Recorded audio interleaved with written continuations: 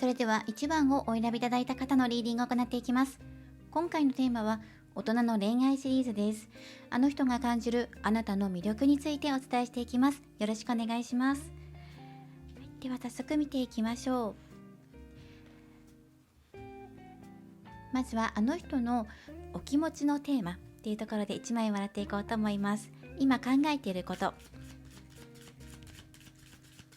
そしてその後にあの人が感じるあなたの魅力、そしてどんな風になっていきたいのかっていうのも笑っていこうと思います。まずは1枚出してその後展開していきます。はい、では見ていきましょう。こちらが1枚、あの人のまず考えていることのテーマです。カップのクイーンですね。とても優しい、そして温かいようなイメージや妄想をされている、ロマンスを抱いているんじゃないかなって思います。では少し切って展開していきます。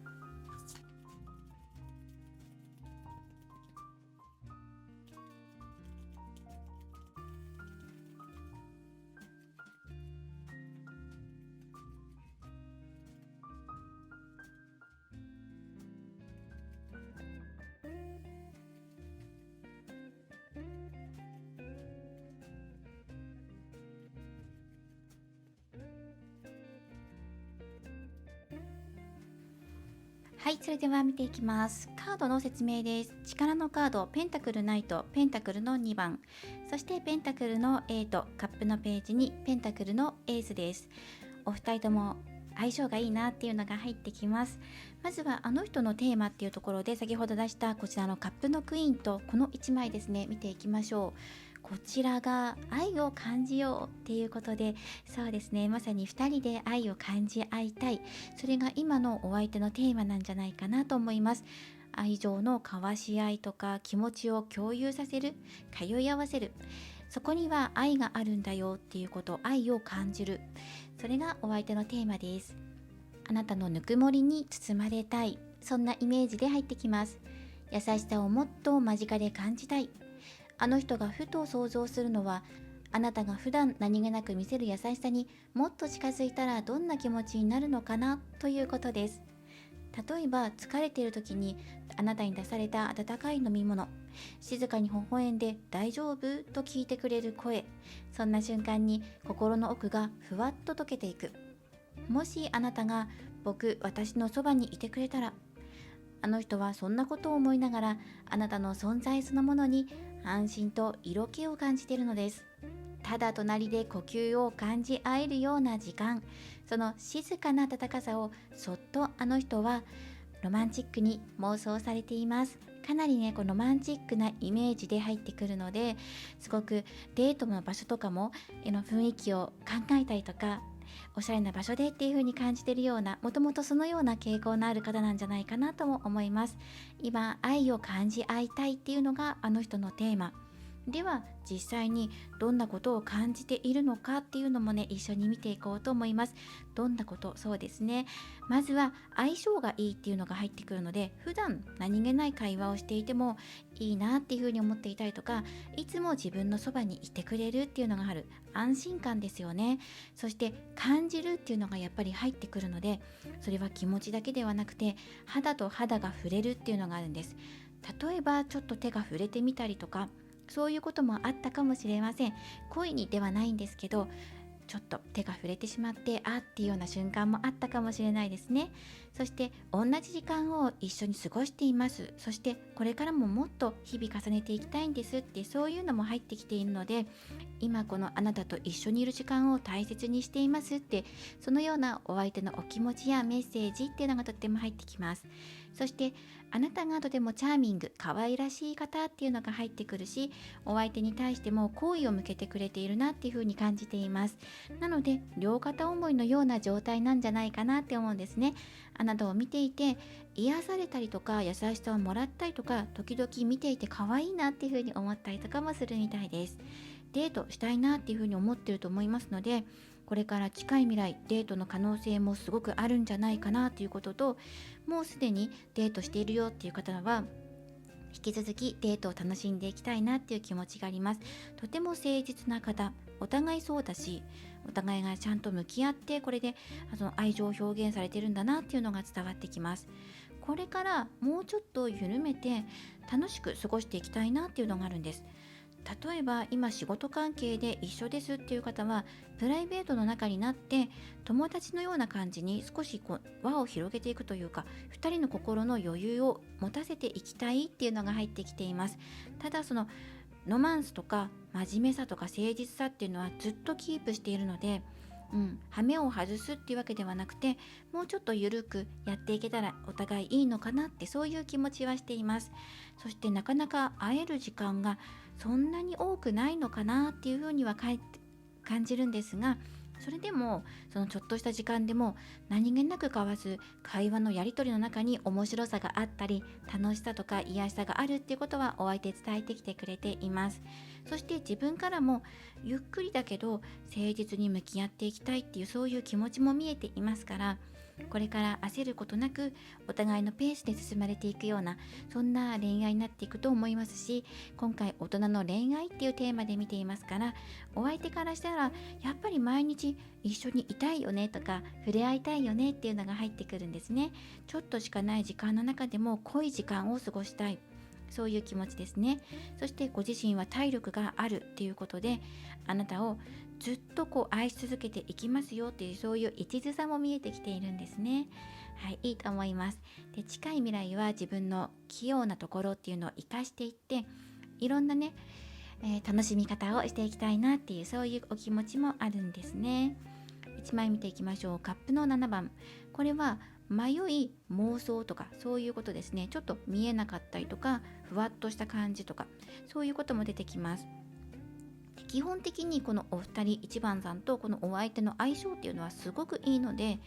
このお相手が悩んだ時もあなたが優しさを見せて支えるし、あなたが逆に落ち込んでいる時もこのお相手の誠実な姿勢で、そしてあなたが安心する、そんなような関係性です。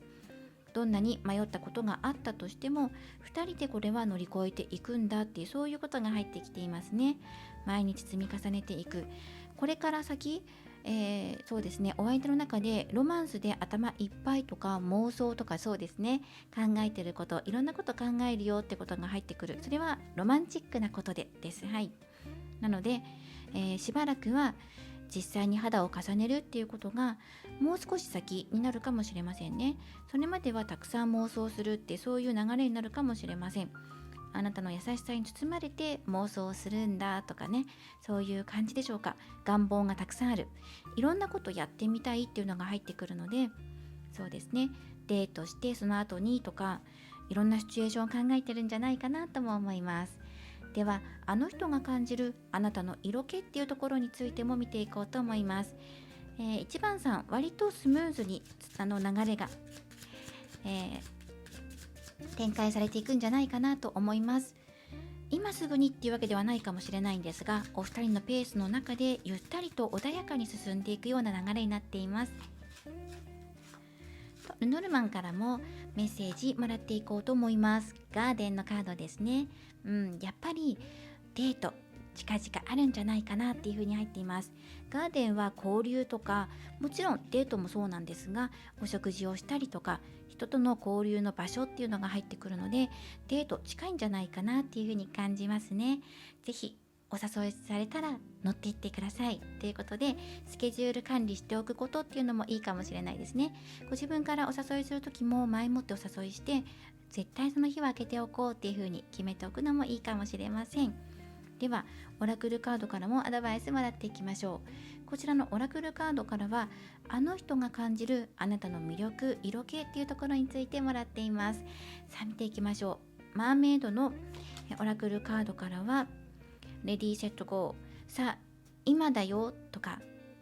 今動いていくよっていう、そういう意味のあるカードですね。なので、そうだな、これを見るともしかしたら思っているより早く展開が動いていくかもしれないですね。そしてもう一枚、ラブオラクルのカードからは、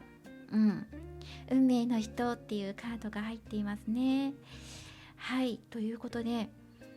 お相手の中ではご縁をすごく感じてるっていうのがまずバンと入ってきていますね。これはもうすごいいい流れになるんじゃないかなと思います。そして動きのあるカードも入ってきていますから、今恋愛関係がスタートするとか、愛を感じるのが、これ本当にね、肉体的に感じ合えるのがもうすぐなんじゃないかなって、そういうのも入ってきていますね。ガーデンのカードも入ってきていますし、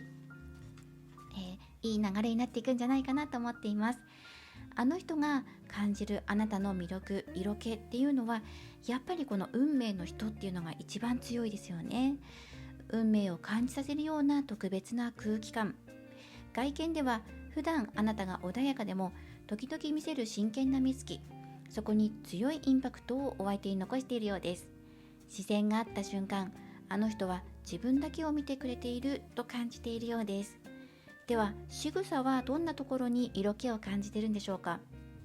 仕草では相手の話をじっくりと聞いてくれる姿勢、そしてふと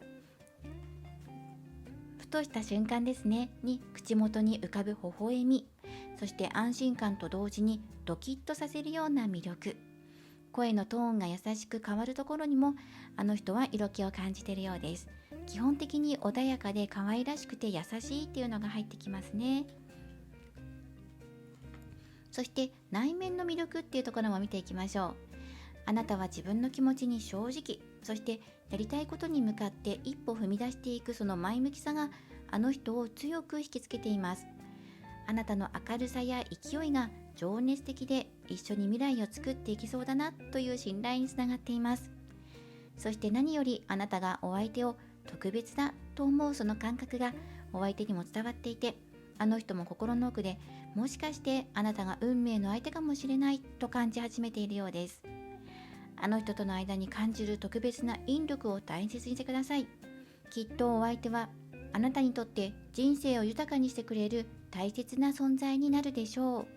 運命の人っていうのが入っているので、お互いのご縁を信じていってください。愛を感じ合いたいっていうお相手、そして今から動き出す、そういうカードも入ってきているので、これから何かしらの動き、特にこのガーデンが関わってくるので、人を介してデートをするとかお話しする、そういう嬉しいタイミングが訪れるんじゃないかなと思います。はい、とても素晴らしい流れですね。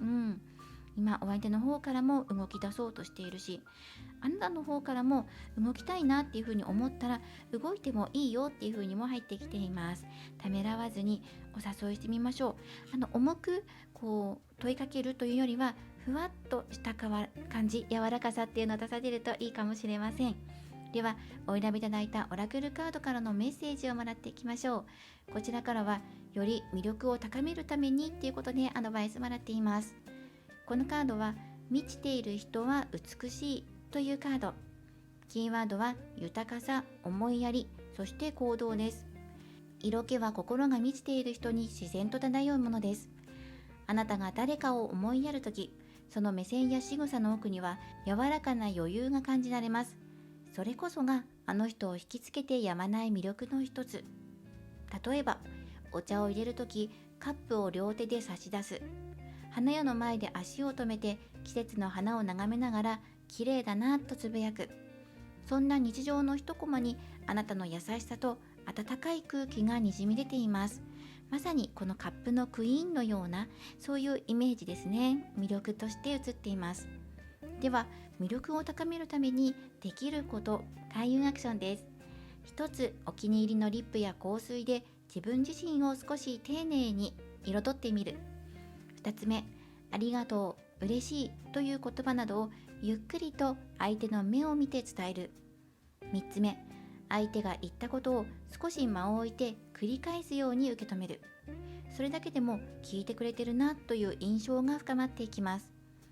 あなたが自分を大切にするほどに恋の空気も豊かに膨らんでいきます。はい、豊かさっていうカードなので、静かに満ちていく魅力があの人の心を優しく包み込んでいくでしょう。まさにあなたは愛情を受け取って、そして包み込むようにお相手を愛情で満たしてあげることができる方です。今お互いの愛を感じ合う、それが1番さんの今のお相手の考えていることのテーマですし、すごくロマンチックな流れですよね。運命感じちゃってるよっていうのも入ってきているので、こぜひこれからお相手の動きに注目してみてください。はい、今物事は動き始めていく、そういう結果になっていました。今回は大人の恋愛シリーズです。あの人が感じるあなたの魅力についてお伝えしていきました。これからもリーディング動画を投稿していきますので、高評価やコメント、そしてチャンネル登録をよろしくお願いします。ではまた次回の動画でお会いしましょう。最後までご覧いただきありがとうございました。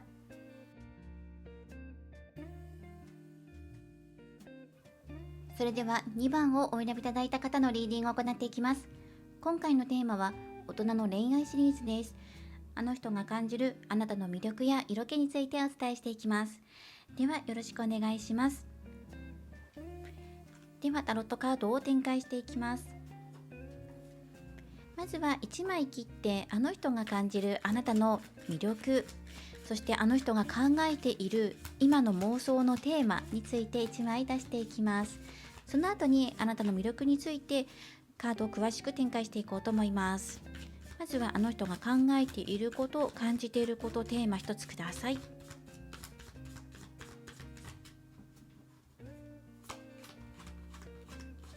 い、こちらの1枚ですね。デビル。今回は大人の魅力、大人の恋愛シリーズなので、デビル、いわゆるカリスマ性です。どうしても目が離せないとか引きつけられちゃうとか、そういうイメージですね。では展開していきます。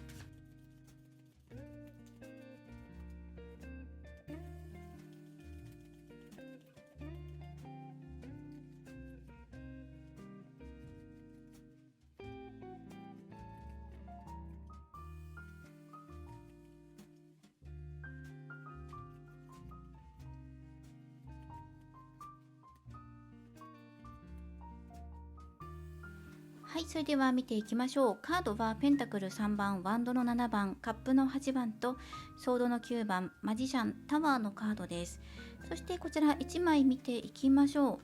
う。はい、ペンタクルの8です。ということで、まずこのタワーっていうのが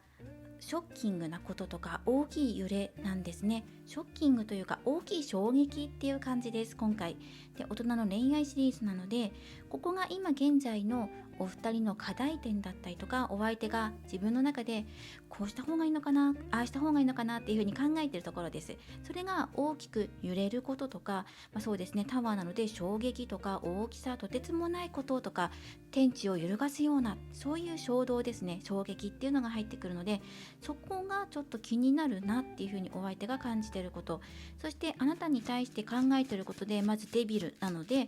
その妄想っていうところがとても激しい妄想をされてるんじゃないかなっていう感じもしますし、あなたの虜になっていて、もう自分がそこから心奪われていて、そこから目を離すことができない、それぐらいのね、大きな衝動や妄想っていうのをされている可能性があります。そしてそこに対してもソードの9番なので、まず夜寝てる時にそういう激しい妄想をしてるんだよっていうことは、大きく出てきているし、そしてあなたがすごく有能な方というか、夜の生活とかにおいてとても有能っていう風に入ってきていて、天才とかね入ってくるので、そこに対して自分の中で大きな衝撃を受けるような想像をされているっていうことですね。あとはここです。この衝撃って何なのかっていうことで1枚もらっていきましょ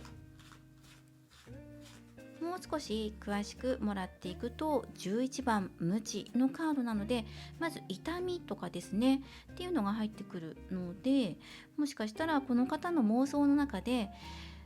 例えばですよ、この大きさだったりとか、大丈夫かな、痛くないかなっていうような不安がある。これは心配しすぎて夜も眠れないとか、そうですね、マイナスに捉えすぎているっていうカードなんです。だから自分のこととか、あとはその痛みっていうところに対しての不安っていうのが少し入ってるかもしれないですね。そしてあなたを表すところがマジシャンなので、その自分の妄想をさらにあなたの匠の技というか、あなたのね才でそれを覆すような、そういう流れです。はい、なので、なんか自分が思っている以上に受け止めてもらえるんだとか、痛くなかったんだなっていう風に感じたりだとか、あとはあなたがそのうまくやってくれるからっていうのがあるので、不安が解消されるっていうのもあると思います。そして最終的にペンタクルの8なので、1回くっついちゃったらもう毎日のようにこう繰り返すように2人が離れられないなっていう感じもお相手ね受け止めていると思いますね。このタワーはまずこの無知なので痛みだったりとか、そうですね、無知放棄なので、例えばそのお部屋の清潔さについて考えていたりとか、そうですね、お部屋に誘うんだったらだかもしれないし、建物の中であなたと肌を重ねるんだったらその建物の綺麗さ清潔さっていうところを求めているかもしれないですね。ただこのやっぱり無知っていうのは痛みっていうのが今回大きく伝わってくるので、その自分とあなたが肌を重ねる時にそこに痛みはあるのかどうかなっていうのをすごく感じていて、その痛みがあったから気持ちが離れていったらどうしようって、そういうことも考えていると思います。でも大丈夫かなって、あなたにだったら身を任せてもいいのかなとか、この例えば大きさだったりとか衝撃っていうのをあなたが受けたとしても、それはあなたがうまくやってくれそうな気もするってね、そういうふうにね解釈しているところもあるかもしれません。そして上の方もペンタクル3番、ワンドの7番、カップの8なので、まずここですよね、共同作業っていうのが入ってくるので、肌を重ねるイコール2人でそれは取り組んでいくものである。でそしてすごくあなたが器用にこなしてくれるので、それで衝撃を受けてちょっと自信なくなっちゃうなってこともあるかもしれない、逆にねあるかもしれないんですけど、でもそれでもあなたのこの、天才的な技を見て、あ、すごいっていう風に自分の中で自分も頑張ろうっていう風にね日々取り組むっていう、そういう感じもしますし、ノルマン1枚補足でもう1枚もらっていきましょう。ごめんなさい、2枚めくってしまったので、本当はこっちですね。23番ネズミのカードです。でここがお相手がまずストレスっていうのが、このソードの9番もそうなんですけど、ストレスを抱えそうだなっていう感じです。お相手もしくはあなたでも、あなたの方が強そうなので、多分ネガティブに捉えちゃうんだったらお相手の方かなっていう感じがします。はい。でこの衝撃っていうのがまず痛みとかね、大きさとか、だと思うんですね。そこに対してお相手が自信をなくしちゃったとか考えちゃうことがあるってなった時も、あなたがとても起点の利く方なのでカバーしてくれるんですよ。だから多分大丈夫だなとは思います。そうですね、肌を重ねる時の不安っていうのが今あるので、実際にじゃあお誘いしていけるのこの人ってなった場合はどうかなっていう感じがします。まずはその不安を解消させなきゃね。ただ実際に見てみないとわからないものもやっぱりあると思うので、見る前からこの不安を取り除くっていうのが、それがねちょっと難しいところもあるんじゃないかなっていう感じもします。なのでまずは見てみてからだよねっていうところはあるんじゃないかなっていう感じもしますね。そしてもう1枚めくれたのがレターのカードですね。あんまり思い悩む必要ないし、お相手に何だったらいろんなことを打ち明けてみてもいいし、逆ですよね、お相手が打ち明けてくれればあなたもそれに対応していけるよっていう感じのスタンスでいらっしゃると思うんですよね。いろいろ思い悩んでるんだったら、まずその悩みこっちにねあげてほしいなっていう、そういうあなたの意向っていうのが見えているので、まずは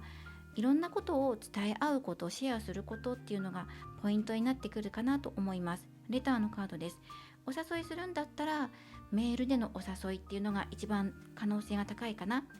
肌を重ねるタイミングとして、つまり2人が会うってことですよね。会うことについて最初はお手紙とか DM でやってくる。で実際に会って肌を重ねて、でその時に痛みを感じるかどうか、もし感じたらそこはあなたがうまく伝えていくと思うので、伝え方がすごく上手だから。なのでね、そのお相手があまり傷つかないようにとか、だと思うんですね。実際じゃあ肌を重ねたらどんな感じになるのっていうふうに見たいところはあります。でもそのお相手的には日々ね取り組んでいくっていうのが最終的に入ってるので、なんか衝撃を受けたからじゃあもうダメだとかそういう感じにならなそうな気がするんですね。あなたがうまく補ってくれるからっていう、そういうのがありますね。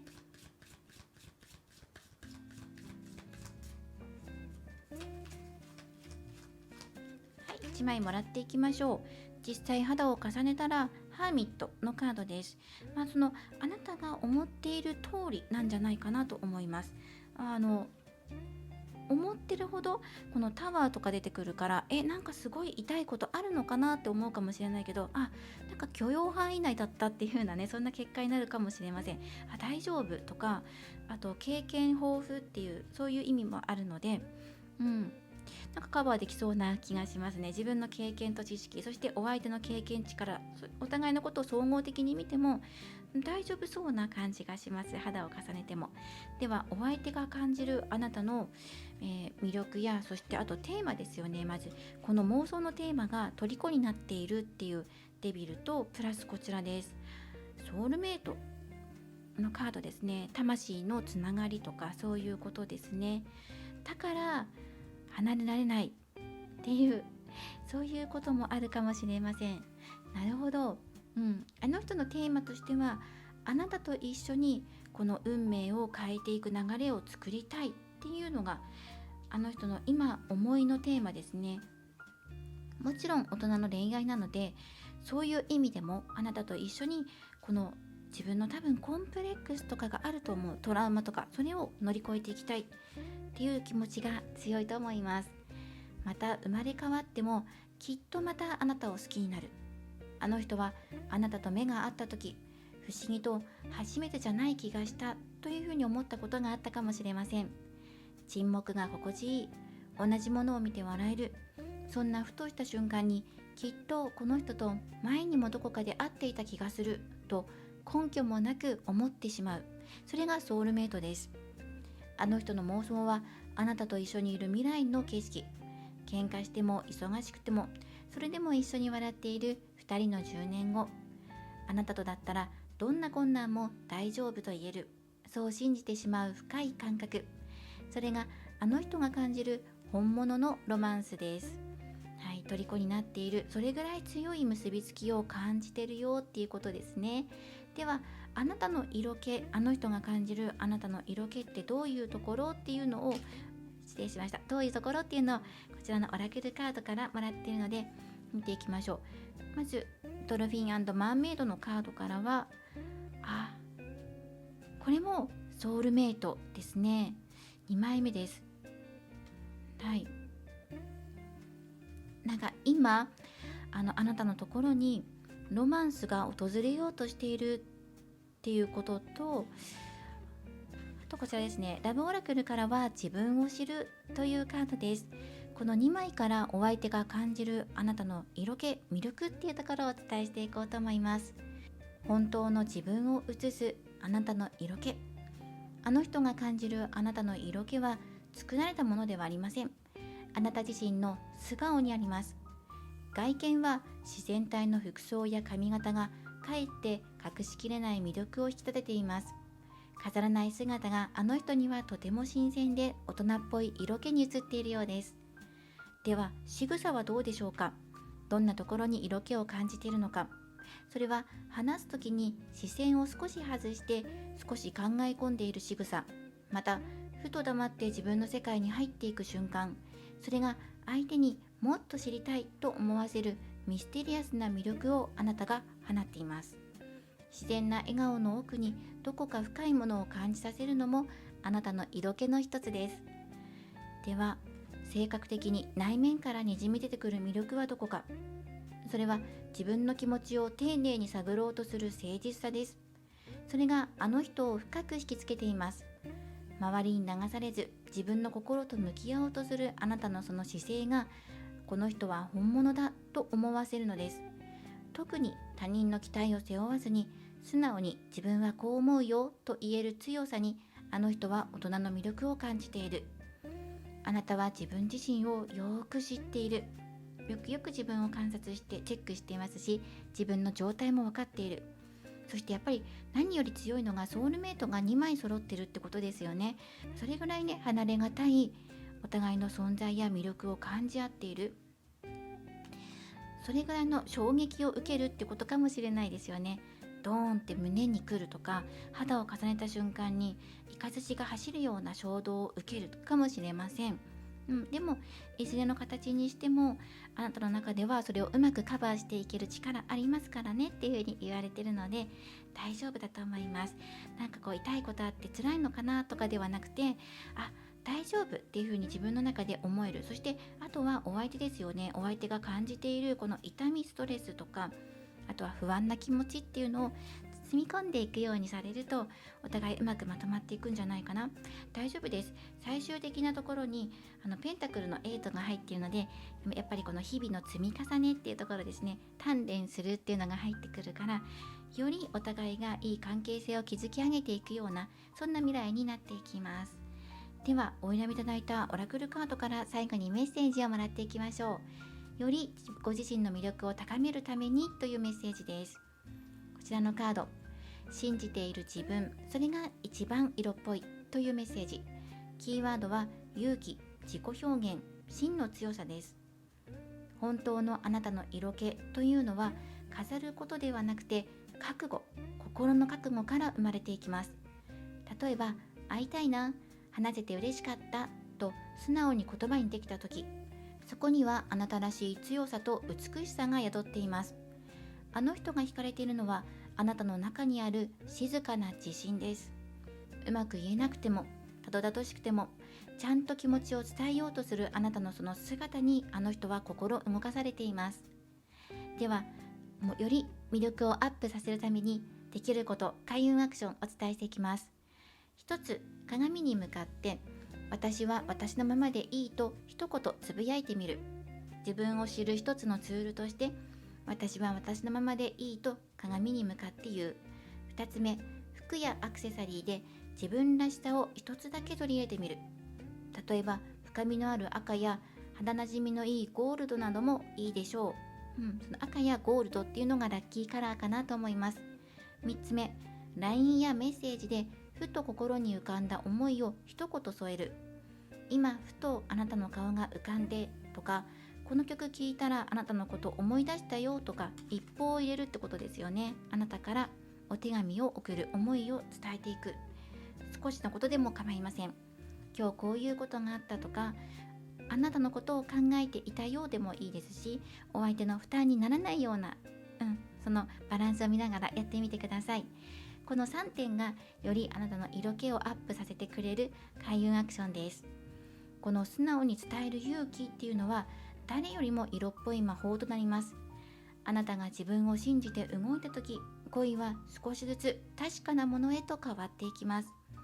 そして一度くっついたら離れられないような、そんな相性でもあるお二人です。なので、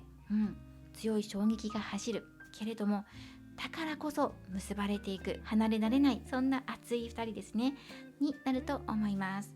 2番さん、今回大人の恋愛シリーズ、あの人が感じるあなたの色気、魅力についてお伝えしていきました。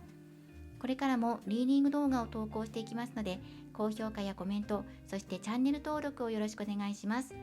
ではまた次回の動画でお会いしましょう。最後までご覧いただきありがとうございました。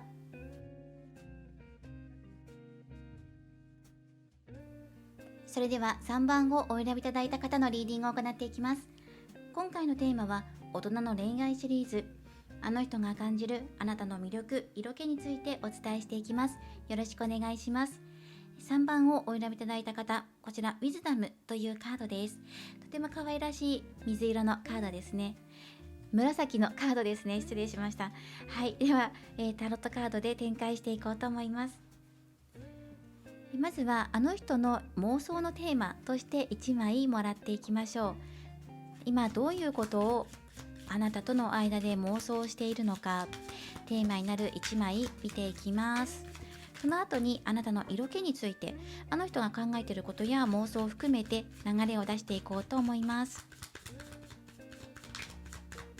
はい、まずはテーマです。はい、1枚こちらワンドの10のカードですね。はい、これはいろんな意味があるかもしれません。まずは展開していきましょう。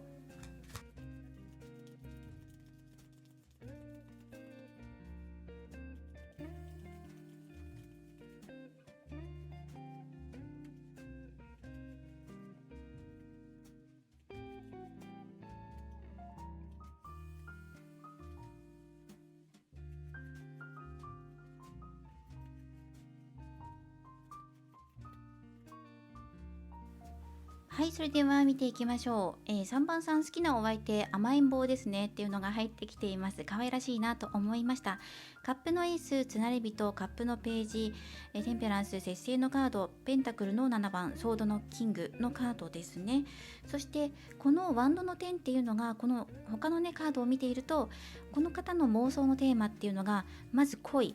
なっていうふうに思いました。妄想されている内容が可愛らしいんだけど、もう溢れ返っちゃってるなっていう感じがします。愛が重いとか、濃い妄想をされているとか、そういうところでしょうか。束縛したいとか、そういうその深さとかっていうのを感じますね。でもその一方で、このキラキラした面っていうのもあるので、ただこう愛が重いとか、恋だけじゃなくて、そこにこう爽やかさっていうのもあるんです。例えて言うんだったらチョコミントみたいな、そういうイメージですね。で、その甘くて美味しいんだけど、この爽やかさ、すっきりさっていうのもあって、この絶妙なバランス、チョコの甘さ、濃さっていうのもあって、このミントの爽やかさもあって、一瞬全然違う2つの味じゃんって思うかもしれなくて、好き嫌い分かれるかもしれないんですけど、ハマる人にはハマるっていう、そういうお相手の愛し方なんじゃないかなと思いました。なので、ただ恋だけじゃないよみたいなね、そういうことですね。まずは、こちらお相手のね妄想のテーマ1枚もらっていきましょう。本当に欲しいものは何かっていうカードですね。このお相手すごく今見ているし、これからどう進んでいこうかなってことも考えてはいます。でもこの人考えて行動するっていうよりは、情熱で動いていく人だと思うんですよね。パッションとか直感で動いていく人、いいなって思ったら飛びついていったりとか、そんなにこの計画性っていうのがないと思う。どちらかというと、夢を見てそのままロマンチックに物事が動いていくとすごく嬉しいタイプだし、あんまり我慢も効かないんですよね。まるでこのアイスが溶けちゃうような、そういう感じなので、即効性のある人だから、パッとひらめいたらパッと動いていって、甘いとか爽やかとかそういうことでインパクトを残していくタイプ、我慢が効かないっていうのがありますね。で、計画性もそんなにないと思うので、その段取りを組んでとか1ヶ月前から考えてとか、そういうことはちょっと難しい、この人の中では。だったらもう明日すぐ会おうよっていうタイプなので、そこはあると思います。でも今考えているし、見ていますね。欲しいものについていっぱい考えています。できるんだったらあなたと話をして具体的に計画性を持ちたい。なぜだったら、ここにペンタクル7番で、これはあなたを表すところに、あなたがとても計画性のある人だから段階を踏んでいきたいタイプなんですよ。だから、例えばですよ、デートだったらこういうデートをして、こういう風になって、夜何時ぐらいになったら、そこを出てとかね、そういうことを結構考える方ですね。あなたは結構ね、このスケジュールがあると嬉しいタイプだから、いきなり今日会おうよみたいに言われると、どうしよう、まだそんな準備がみたいなね、そういうところがあるので、お相手どっちかっていうとパッてインスピレーションで動くような方だから、準備がちょっと今日はもうごめんなさいとかなると我慢、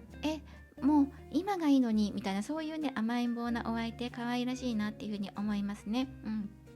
なので、この人のテーマの中では、できればあなたと話し合って進めていけたらいいなってことは分かってるんだけど、でも自分の欲しいものにやっぱり集中するっていうのが今考えてることのテーマとしてあるのかなっていうふうに思います。はい、でチョコミントっていう感じで入ってくるので、やっぱりそれはこう食べる側、あなた側にとってどういう風な味がするのかっていうのはそれぞれ違うので、このお相手のチョコミント的な攻め方で新鮮楽しそうとかって思う人もいれば、そんないきなりね爽やかさがツンときたらどうしようとかって不安に思う方もいると思うので、ただこのそういうね濃さとキラキラ感どっちもあるんだっていう風に思っておくと、割とこうスムーズに進めるかもしれないし、そんなにその気苦労とか気疲れしないとか考えなくても、そのまま動いていく、そのお相手みたいにパッて動いていくと割とスムーズに流れていくんですよっていう節制のカードが入ってきてるんですね。だからなんか心のときめきのままに動いてみてもよかったっていう風に思えるような、そういう刺激も与えてくれるお相手です。ではノルマンで少しもらっていきましょう。でこの人待つことがちょっと苦手なタイプだと思うので、そうですね、ただあなたはじっくりと改善を重ねていきたいんです。今夜良かったねじゃなくて、じゃあ次も良くするためにはどうしたらいいんだろうとか、結構いろいろ振り返るタイプですね。より良い改善を求めるために、もっともっと良い感じにする、お相手にいい気持ちになってもらいたいとか、そういうより良い未来のためにっていうことを考える建設的なあなたとっていうところがあるので、ただ意外と身を任せてしまってもいいかもね、その方が気持ちいいかもねっていう、そういうカードも入ってきているので、船のカードですね。なんか未来ね、うまくいくっていう、未来ね、これからの先ですよね、良い未来になっていきますよっていう、そういうカードです。とても前向きなカードなので、あんまりいろいろ考えなくても大丈夫よっていう風に言ってくれてる、背中を押してくれていますね。そしてあとはこちらですね。まずはここからいきましょう。あの人が考えているテーマ、妄想のテーマとしては、欲しいと言ったらもう全部欲しいっていうことですね。この方の中で欲しいと思った、欲しいと決めたとか感じたら、もうすぐゲットしに行く。そしてあなたの欲しいものに対してもできる限りそれに寄り添っていきたいっていう思いも持っています。自分またはあなたの願いを一つずつ叶えてあげたくなる。あの人が惹かれているのは、あなたがまだ自分でも気がついていないわがままさかもしれない。普段抑え込んでるんだけど、本当は肌を重ねる時って自分のこうしてほしいとか願いがないみたいな、そういうことですね。それを一つずつ叶えてあげたいと思っています。強がりながらもふと見せる本音、または寂しさに目をそらす仕草、そんな瞬間にぎゅっと抱きしめたくなる衝動をあの人は覚えています。もっとこうしたい、本当はこうされたい、あなたがそう言ってくれたら、あの人はきっと照れながらも全力で答えようとするでしょう。あの人の妄想は、あなたがふと口にした願いを一つ一つ叶えていくような日々。欲しいものを隠さずに見せてくれるあなたに心から惹かれていくでしょう。欲しいものを欲しいってもっと素直に伝えてって、そういうお相手で、お相手がそういうスタンスだと思います。こうしてほしいとか、その肌を重ねる時もこういうことされるといいんだよねとかってことを割と気軽にコミュニケーションの一つとして言えるような方で、恥ずかしいな、自分のこの願いとか言えるかなっていうあなたを、大丈夫だよ、言ってごらんみたいな感じで、割と爽やかさを持ちながらも言ってくれるので、言ってみたら結構いける、いいかもっていう風にね思えるような、そんなところがありますね。1枚もらっていきましょう。勝利の凱旋を表すバンドの6番だから、やっぱりね、良かったっていう風に、捧げて良かったとか、思ったこと素直に言ってみて良かったとか、欲しいもの欲しいって言って良かったって、そういう風にお互いが思えるような、そういう関係性になるよっていう風に言われてるので、安心していいんじゃないかなと思います。そしてお相手すっごく溢れ出るものっていうのを持っていますから、感情だったり気持ちとか流れ出るものたくさんあるので、例えば肌を重ねている時に感動して涙を流すようなお相手かもしれません。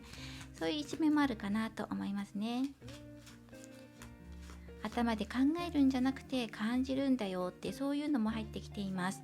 はい、百合のカードです。これも調和っていうことを意味しています。2人が重なり合って、そこには清く美しい愛が残る。またはこの百合っていうのは、一部ではこの肌の重ね合いっていう意味もあるので、やっぱりこの重ね合うことによって生まれてくる、また清らかな気持ちというか、本当にミント系が強いですよね。すっきりするとか、爽やかな気持ちとか、キラキラした感じとかね、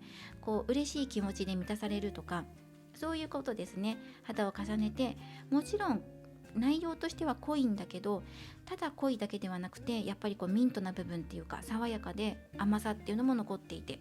絶妙なバランスっていうのが残ってるんじゃないかなと思います。では、あの人が感じるあなたの色気っていうところについて、この2枚のオラクルカードで出しています。まずドルフィン&マーメイドから、こちらのカードは、もっと高い次元へ、向かっていくっていう、次のステージへとか、そうですね、高みを目指してっていうことも言っているのかなって思いますね。そしてラブオラクルからは、友達っていうカードです。はい、祝福を受けていますね。まずはこちらもいいですね。自分を高める、そしてあなたの輝く色気っていうのをお相手は感じています。あの人が感じるあなたの色気は、あなたが人と人とのつながりを大切にしながら自分の価値を高めようとしている姿勢からにじみ出ています。すごく真剣に日々取り組んでいる。夢とかあるのかなと思います。あなたがこういう風になりたいとか、こんな仕事に就きたいっていうのをお相手と日々話してるかもしれません。そういう真剣な姿を見ていていいなっていう風に思っています。外見的な色気としては、一つ笑顔がすごく魅力的ということ。あなたが周りの人やお友達と話している時の無邪気な表情や明るい声が、あの人には親しみやすいのに大人っぽいというギャップを感じさせているようです。服装や小物にもさりげなく自分らしさやセンスが光っていて、自然とあの人の目を引いています。では仕草はどうでしょうか。あなたの仕草、どんなところに色気を感じるのか。それは友達や周りの人を気遣う優しさや場を和ませるユーモアさが、あの人にはこんなに人を元気にさせる人なんだと特別に映っています。笑いながら髪をかき上げる仕草や、話しながら相手の肩に軽く触れる自然なスキンシップも大人の色気を感じさせるポイントです。内面的な魅力では、自分にもっとできることがあると信じて努力を惜しまない前向きさ、それがあの人を引きつけています。自分に妥協せずにもっと上を目指したいという強い意志が、自立した大人の色気としてあなたを輝かせています。やっぱり夢目標に向かって取り組んでいる姿っていうのが見えるので、お仕事とか夢目標じゃなかったとしても、こういう自分として輝いていきたいとか、自分の中の理想像を持っていたりとか、何かに向かって一生懸命頑張っている姿っていうのをお相手見てると思うんですね。そこにこのキラキラした感じとか、もちろん魅力や色気っていうのも感じてるっていうのが入ってきています。そしてあなたが周りの人と絆を大切にする姿勢っていうのが、恋愛においても一緒にいると成長できるとあの人に感じさせています。あの人はきっとあなたとだったら楽しい気持ちとともにお互いを高め合える関係になれるかもしれないと思っているでしょう。はい、一緒に高め合っていけるような、もちろんそれは体のつながりでもそうです。なのでお互いの日々の疲れを肌を重ねることによって、溜まっていた思いとかね、詰まっていた気持ち、伝えたかった気持ちっていうのを一気に好きっていう言葉に乗せて肌を重ね合えるので、かなり一緒に肌を重ねるとすっきりするというか、ミントの部分が強いで、チョコみたいに甘い部分もあるんですが、いろんな気持ち抱えていて日々過ごしていて、やっぱりしんどいなとか、恋愛感情以外にも日々仕事していて疲れたな、しんどいなっていうのも肌を重ねることによってだいぶ軽くなる、そんな2人なんだよってことを教えてきてくれています。ではお選びいただいたこちらのウィズダムっていうオラクルカードから、よりあなたの魅力をアップさせるためのメッセージもらっていきましょう。こちら、言葉にしない思いが深く響いていく。キーワードは知恵、内なる導き、そして落ち着きです。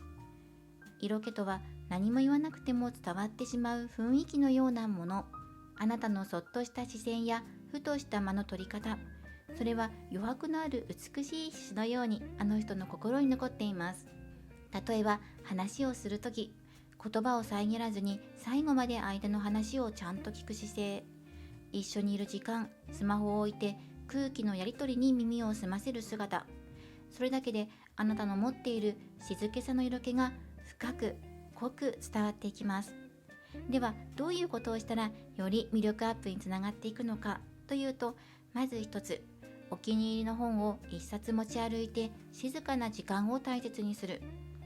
本を持ち歩くのが難しいという方はスマホのアプリでその小説をインストールしてもいいと思います。電子版でもいいと思います。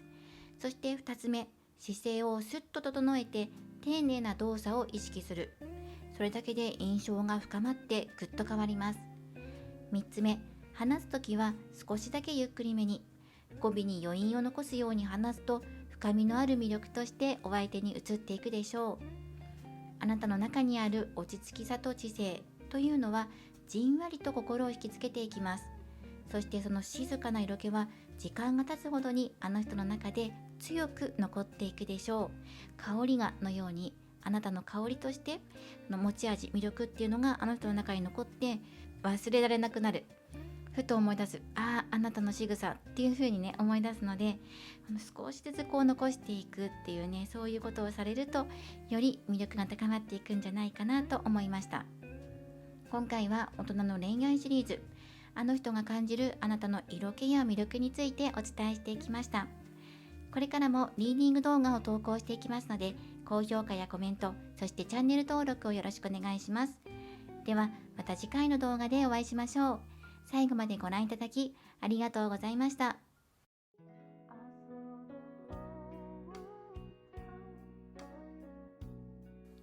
今回のリーディングは以上となります。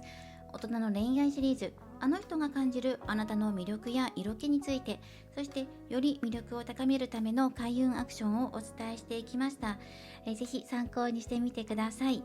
今回も3選択肢それぞれ結果が異なっていきましたが、皆様どの選択肢をお選びいただいたでしょうか。今回は3選択肢で1番、2番、3番とあります。可愛いですよね。魔女のオラクルカードでこの縁の色もそれぞれ違っていて可愛いなっていう風に思います。魔女の絵柄も服装もそれぞれ違うので、お好みが分かれていくんじゃないかなと思いました。では今回のアフタートークはこちらのエンジェルアンサーカード、おなじみですね。こちらのエンジェルアンサーを使って何か今迷いにはっきりとイエスノーを出していこうかなと思います。今これをシャッフルしている最中にあなたの中でイエスノー悩んでいることを思い浮かべてください。共通メッセージにはなってしまうんですが、イエスノー出していきましょう。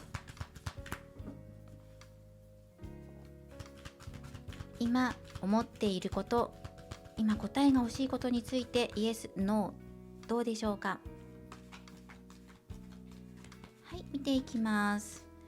はい、こちらもう間もなく、もう近い将来だよ。はい、近い将来ですね。もうそのように入ってますね。近い将来良い結果、答えがはっきりと出るだろう。しかもそれはいい方に、いい答えとして近々受け取るんじゃないかなっていう風に入ってきていますね。どうぞ安心して、流れに身を任せてください。またその結果を求めるために今自分ができることっていうのが明確に分かっている方っていうのは、実際にそれを取り組み始めていくこともおすすめです。そうするともっと早い将来、近い未来として結果を手に入れることができるでしょう。その何を今あなたがイエスノーどっちだろうっていうふうに悩んだかっていうテーマによって変わってきます。今すぐにでも取り組めることがあれば取り組んでいって掴み取っていくっていう未来を選んでもいいし、今自分にできることがなくてなんとかならないかなこの状況とかっていうふうに思っていることがあれば、それは近々近い未来解決していきます。なので流れに身を任せてくださいねっていうふうに、今ピンときた方のメッセージを受け取ってください。今考えていることは近い未来解決していきます、解消されますよっていう答えが入ってきていました。こちらぜひ参考にしてください。今回は大人の恋愛シリーズということで、ちょっとロマンチック要素を含めてお伝えしていきました。これからもリーディング動画を投稿していきますので、高評価やコメント、そしてチャンネル登録をよろしくお願いします。ではまた次回の動画でお会いしましょう。最後までご覧いただきありがとうございました。